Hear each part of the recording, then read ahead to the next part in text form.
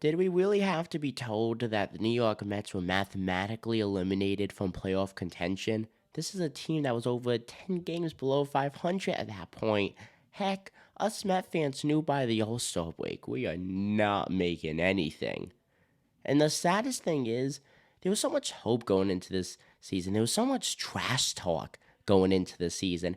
Edwin Diaz got a season-ending injury before the season even started, playing the equivalent to an expedition game during a celebration.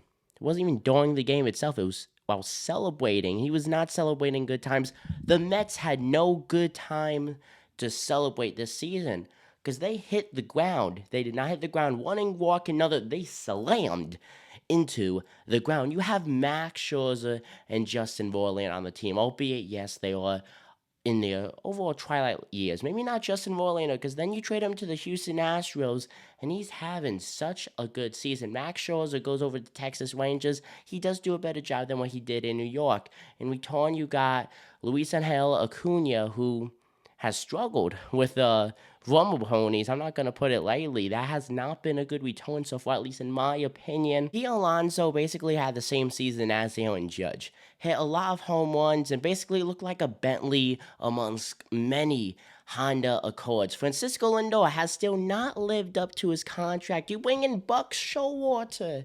What did Buck do? Buck needs to get the boot, but yet so many players want Showalter around because this season did not go as planned.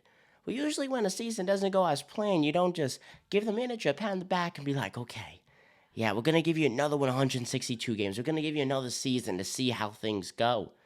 The Mets, the only player that they were missing big time this season was Edwin Diaz. But heck, what's the point of using the closer? He wasn't going to get any playing time this season if the Mets are losing by 10 plus over the Atlanta Braves.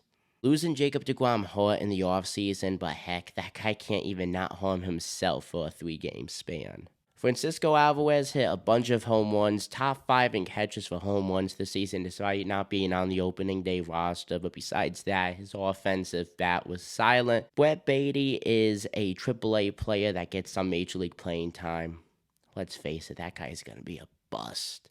Another disappointing season for the Mets, but heck, that's why they call it LOL Mets for a reason.